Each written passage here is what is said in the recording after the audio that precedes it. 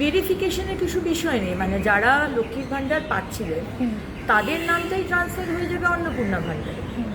আপনারা 1000 টাকা বা 1200 টাকা পাচ্ছিলেন বা 1500 টাকা লিস্ট এক মাস আগে পেয়েছেন, আমাদের সরকারে আপনারা 3000 টাকা পাবেন। যারা যারা সিএর জন্য অ্যাপ্লাই করেছেন তারা পাবেন, কারণ আপনাদের অ্যাপ্লিকেশনের রাস্তায় রয়েছেন প্রসেসে।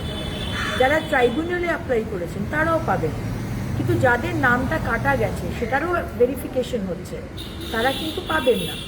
বাকি যারা পেয়ে এসছেন তাদেরকে আবার করে আমি শুনছি কেউ কেউ যাচ্ছে ফর্ম ফিল আপ করছে, আইসিডিএস কেউ কেউ যাচ্ছে ফর্ম ফিল আপ করছে, বা ডিএম অফিসে গিয়ে নাকি ফর্ম ফিল আপ করছে। এরকম ফর্ম ফিল আপের কিন্তু কোনো বিষয় নেই। সুতরাং let me make it very very clear, যারা লক্ষ্মীর ভাণ্ডার পেয়েছেন তাদেরই নাম ট্রান্সফার হয়ে যাবে ভেরিফিকেশনের পরে। ভেরিফিকেশন আমাদের দপ্তর করবে, এখানে আপনাদের ভেরিফিকেশনের কোনো বিষয় নেই। আর যারা ধরুন 15 বছরে পাননি, আরে বিজেপি করার জন্য আপনাকে দেওয়া হয়নি, বা আপনি খুবই গরিব কিন্তু তাও আপনাকে দেয়নি, তাদের আমরা শুরু করব। আমরা অলরেডি পোর্টাল খুলছি, এখনো কিন্তু পোর্টাল রেডি হয়নি। অনেক জায়গাতে সংবাদ মাধ্যমে আমি দেখছি পোর্টাল খুলে গেছে, এটা কিন্তু সম্পূর্ণ ভুয়ো কথা। পোর্টাল খুললে আমরা আনুষ্ঠানিকভাবে আপনাদের জানাবো।